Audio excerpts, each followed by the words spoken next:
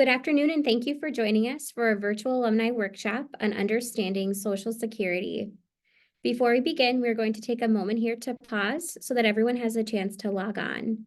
While we wait, feel free to type your name, grad year if you're an alum, and what brought you here today in the chat box, and we will begin in just a moment.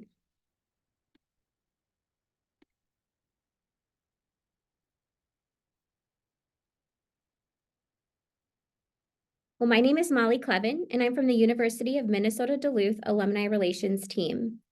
In today's Alumni Career Workshop, you will learn about the fundamentals of Social Security. Today's session is a webinar format, meaning you have the ability to engage using the chat box and the Q&A. If you have a question for our presenter, please use the Q&A button on the bottom of your screen. I'd also like to note that personal questions are unable to be answered during the session, but Vince has agreed to share his contact information should you like to meet for a one-on-one meeting. The questions for the Q&A should be more general. Now to introduce our guest. Today we are joined by UMD alum and Bulldogs of the Last Decade member, Vince Darling. Vince has been in the financial service industry since 2018 and became a certified financial planner in 2022. He graduated from UMD in 2019 and went on to work with the Stonebridge Group as a financial advisor. He specializes in comprehensive financial planning, investment management, tax planning, and student loan planning. In his spare time, Vince often travels back to Duluth with his fiancée, Sadie, who is also a UMD alum, and enjoys golfing, water skiing, mountain biking, and of course, being a Bulldog. It is now my pleasure to hand it over to Vince. Awesome. Thanks, Molly. Appreciate the introduction. Very excited to be here.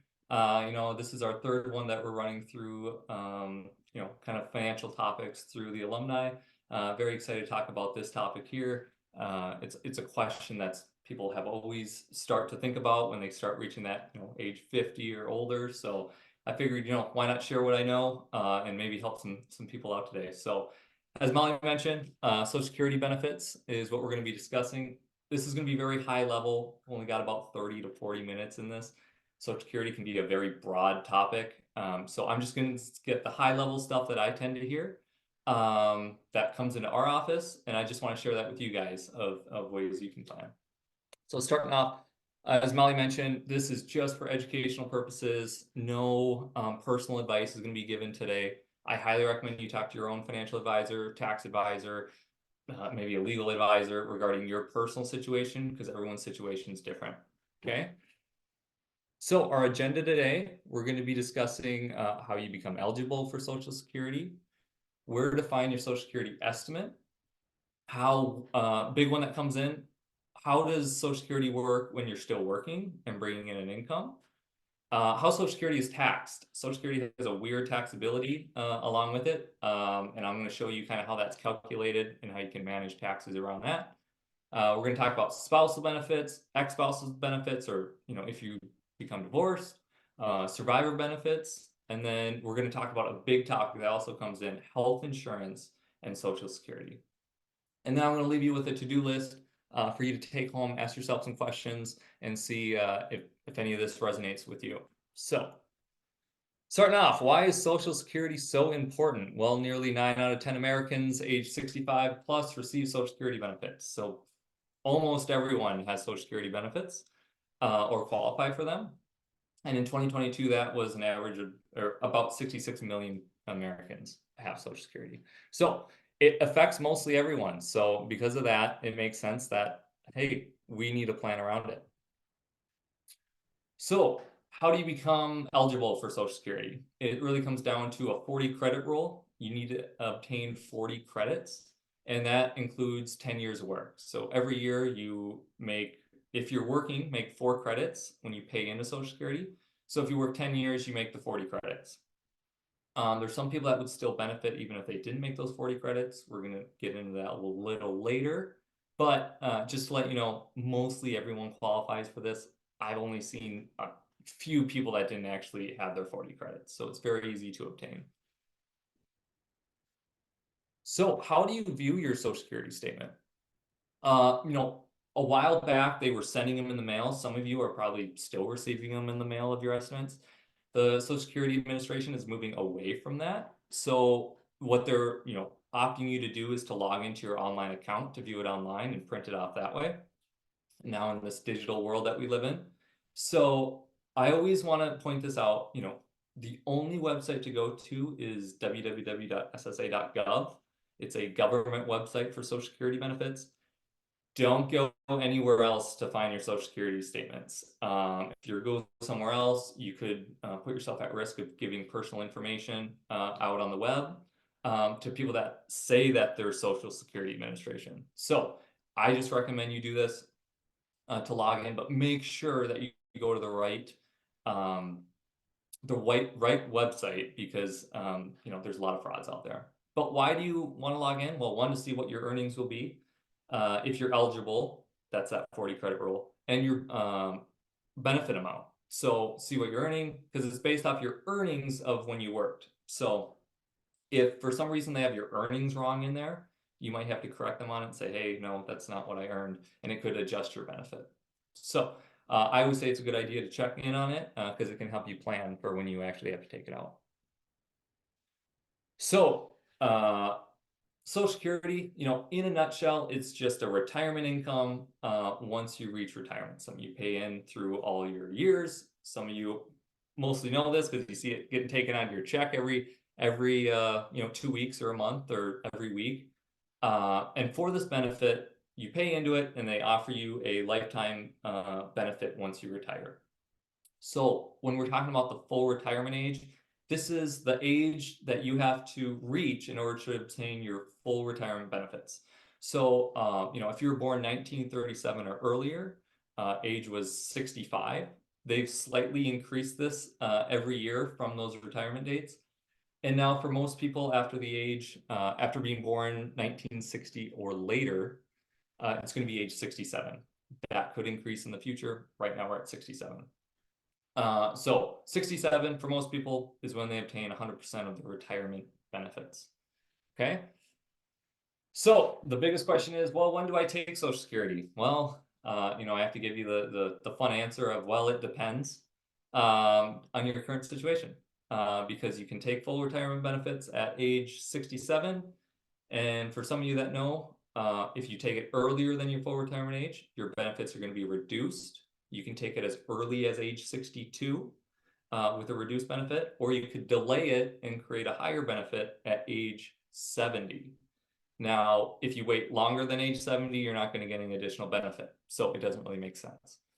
One thing to keep in mind is once you make a decision, that's your decision. So it's not like you can, take it and then stop it and then, take another decision. So once you make a decision, that's the one that you have to go with. So that's why it's so important when it comes to Social Security of the right time to draw it. Okay. So we know that, in basic level, it's just a retirement income. But one of the things that always comes in questions I get is working plus taking Social Security. If I'm working, is it going to affect my Social Security?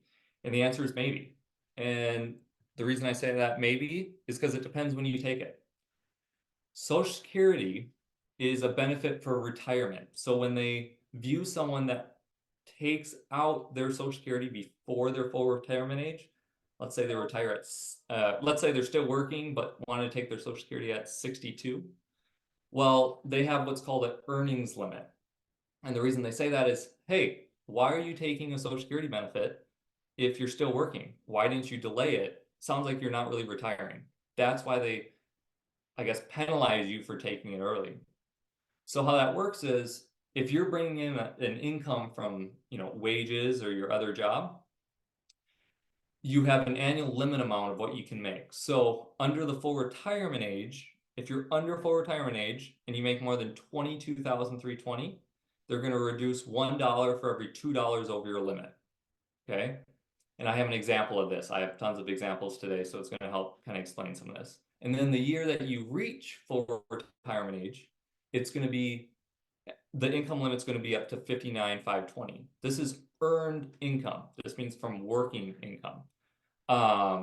That's what they're going to use to calculate it. Biggest misconception I hear all the time is, hey, I can't take Social Security because I'm working. But they're age, full retirement age or later.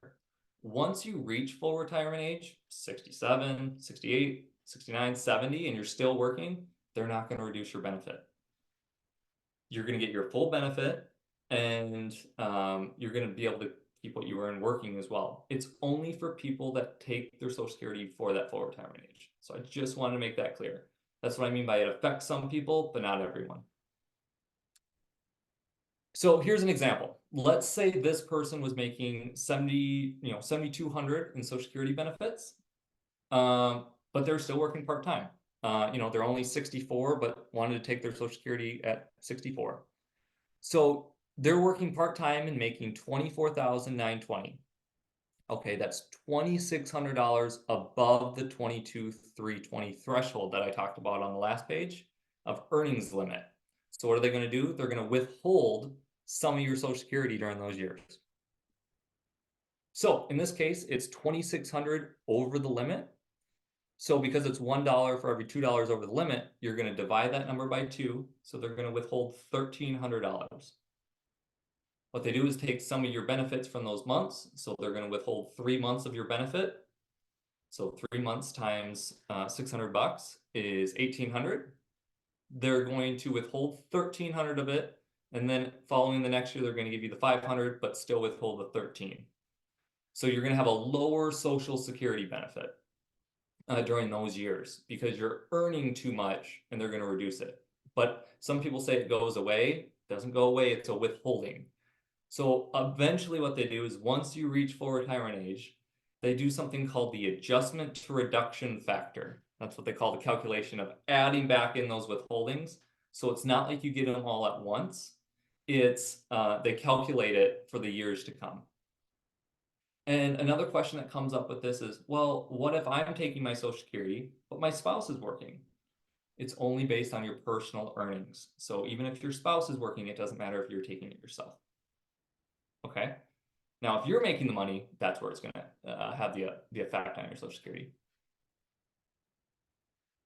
So another weird one that comes all the time is, how do we plan around taxes with Social Security? How is Social Security taxed? Well, it's one of the weirdest taxations I think out there because it's taxed in a really weird way. But planning properly, you can actually save a lot on taxes. So how it works is unlike income where let's say you made 50,000, you're going to have to pay taxes on 50,000. Social Security's taxed in a weird way where only up to 85% of your Social Security benefits is taxable. Okay, so this means if you make it easy, if you're making they'll never be this high, but 100,000 in Social Security benefits, only 85,000 of it could be taxable. To make math easy, but of course you can't make that much in Social Security. So what these charts here show is up to 50% is taxable with combined income between 25 and 34, and then up to 85% taxable with combined income in excess of 34,000. Filing singly. This probably doesn't make a lot of sense. This is what you need to know. The more income you're bringing in from other sources, the more of your Social Security that's going to be taxed. Okay, that's what you need to know. The more income you're bringing in from other sources, the more your Social Security is going to be taxed. Okay, and this is based off what they call combined income, your adjusted gross income plus non-taxable interest plus half of your Social Security benefits. Like I said, this probably doesn't make a lot of sense. This is why I have an example to kind of show you the power of proper planning with your Social Security benefits. So I created 2 scenarios. First scenario is one way to draw money out in retirement. Second example is another way. But in both examples, this person needs $60,000 of income to live off of. Okay, so let's start with example 1. Okay, they're going to pull $36,000, which is taxable income, out of their 401k and IRA that they've built up. So they're pulling $36,000 out a year, and they're making Social Security benefits of $24,000. Okay, so 36 plus 24, there's their $60,000 of income. based off that income that's coming out of that 36,000, 16,400 of the 24,000 is added to income, creating a total taxable income of 52,400. Okay. So you can see their whole Social Security is not taxable, 16,400 is added. How this comes out is the total taxes they're going to owe at the end of the year based off their income is $4,409. These are estimates. This was just something I did real quick, but that's kind of the estimate. Now let's look at example 2. Okay, they're also going to pull out of their 401k and IRA, and that would create a distribution of $6,000. So that's taxable income of $6,000. They're going to take $30,000 out of their Roth that they've saved into. Qualified Roth distributions are not taxable, so it's not added to taxable money.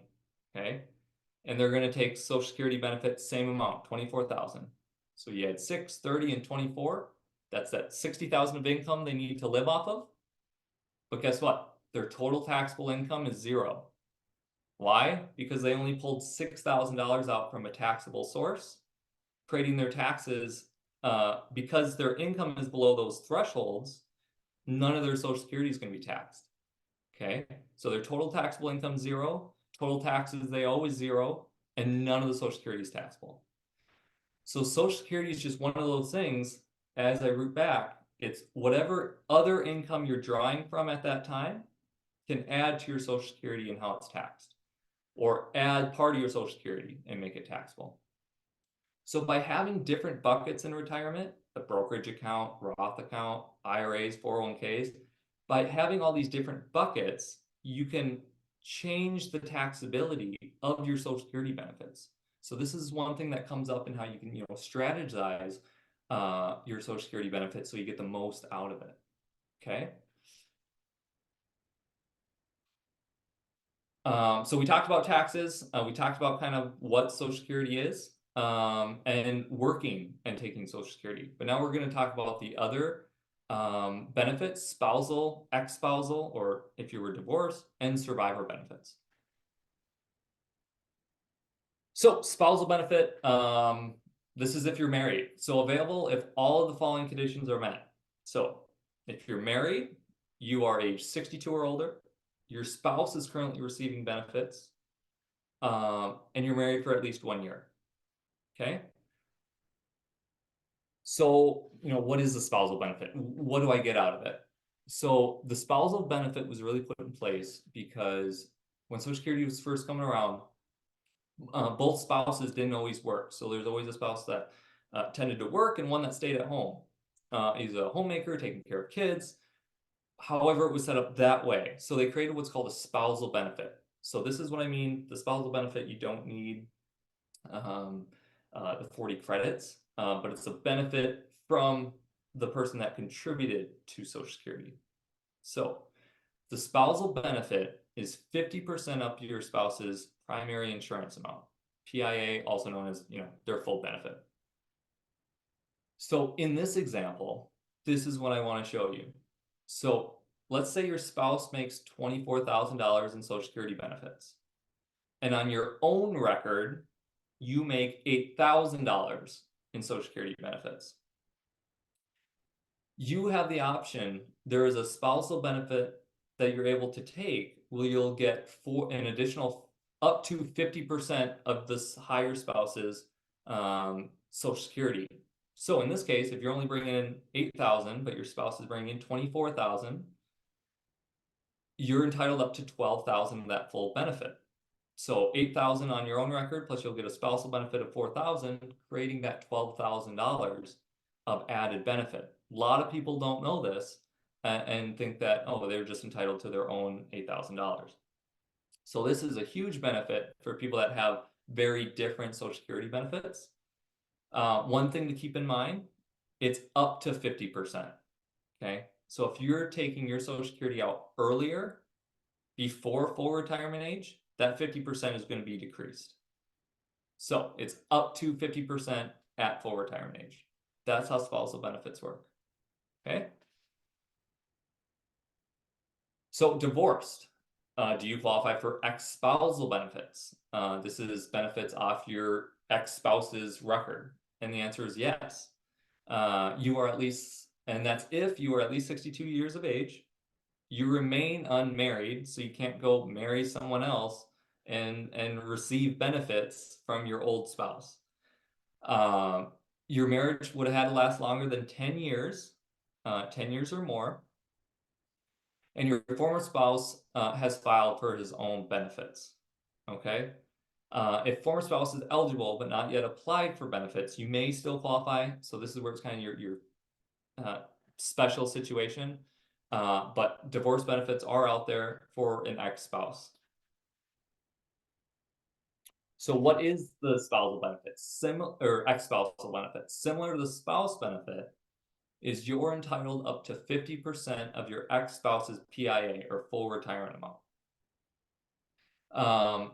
And same thing, up to 50%, but if you decide to elect it before your full retirement age, that 50% is reduced. So it's not going to be the full 50%.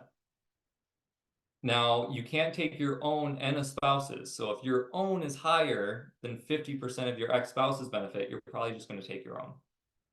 Okay. All right, and the last one here, survivor benefits.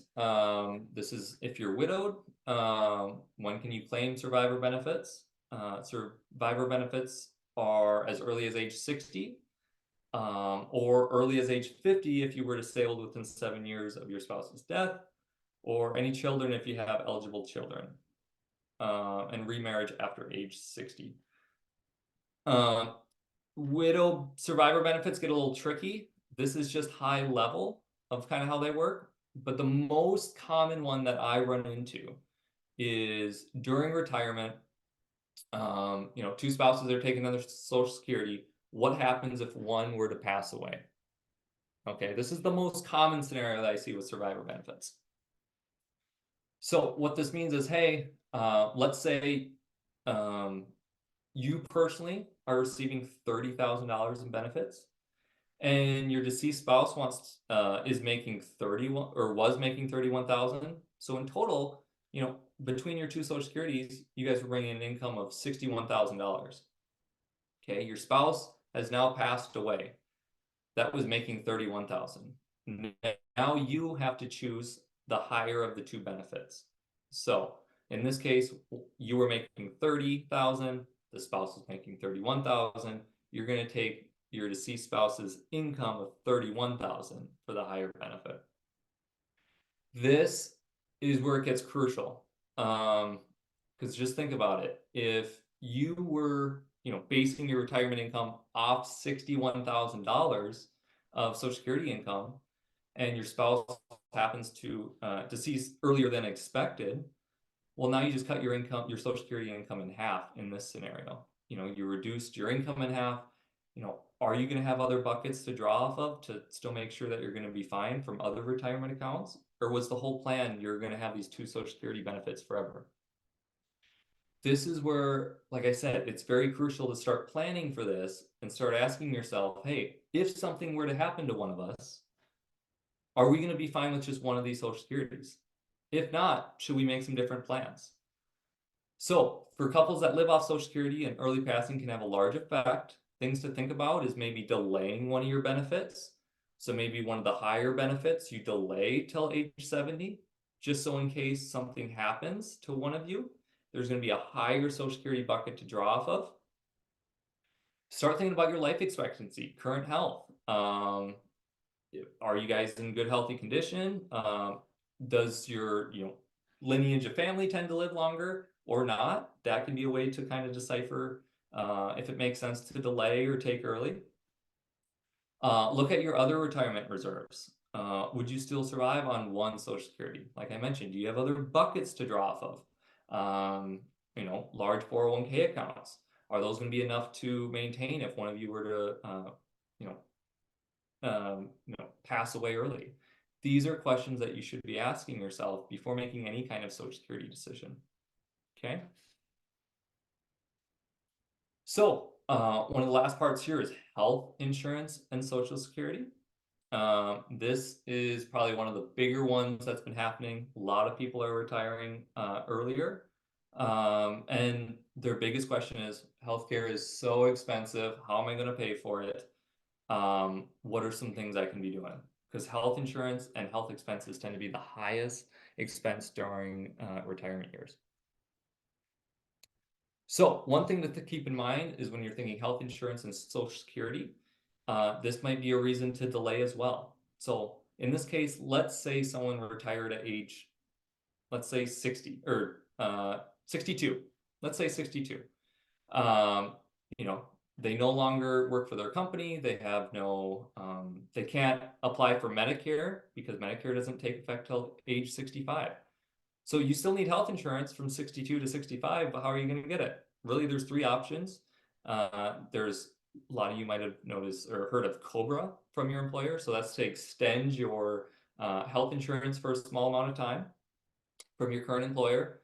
Some employers are really nice where they actually continue and you have the ability to continue your or your health insurance until age 65. But probably the most common is you're on your own. You got to go to the marketplace, the Affordable Care Act marketplace. In Minnesota, it's called MNsure, and get your own insurance. That is the most common I see. And what you need to know about Affordable Care Act marketplace insurance is your income directly controls the cost. So if you're showing a higher income, your premium's going to be higher and you're not going to get any tax credits. But if your income is lower, you show a lower income, your cost is going to reduce as well because you're going to get a higher tax credit on the premiums of the cost. Okay. So what does this include? Well, they're going to add all your income, wages and distributions, pensions, annuity income, capital gains, passive income, unemployment benefits, interest. But one of the biggest things and how this ties back to Social Security, it also includes your untaxed Social Security. So you remember when I talked about the taxation of Social Security, that in that one scenario, that 24,000, 16,400 was added to income, and on the other one, 0 was added. ACA does not care if it's added or not. They're taking your full Social Security benefit at 24,000. So if you're trying to keep your income lower to keep your premiums lower, might be a reason to delay your Social Security as well when it comes to healthcare. So, like I mentioned, we have another example of kind of how this works. So in this example, same thing. This couple, or let's say it's a single person, needs $100,000 of income to survive during retirement. That's what they need. So in the first example, I ran this just a brief example on the MNsure's website. You can actually go to it and do an estimate. So these are forever changing based off your zip code and the county where you live. So these aren't going to be exact numbers. This is just for, like I said, hypothetical example for you guys just kind of realize the benefit of kind of strategically taking from different incomes. So example one, with 100,000 of income, Social Security benefits, they decide to take their Social Security benefits. So they have 25,000 of income and the rest they're taking from their 401k that they've been saving all those years for to make their $100,000 of income. What that looks like is they're not entitled to any kind of tax credit for their premium or for their silver plan that they want to apply for.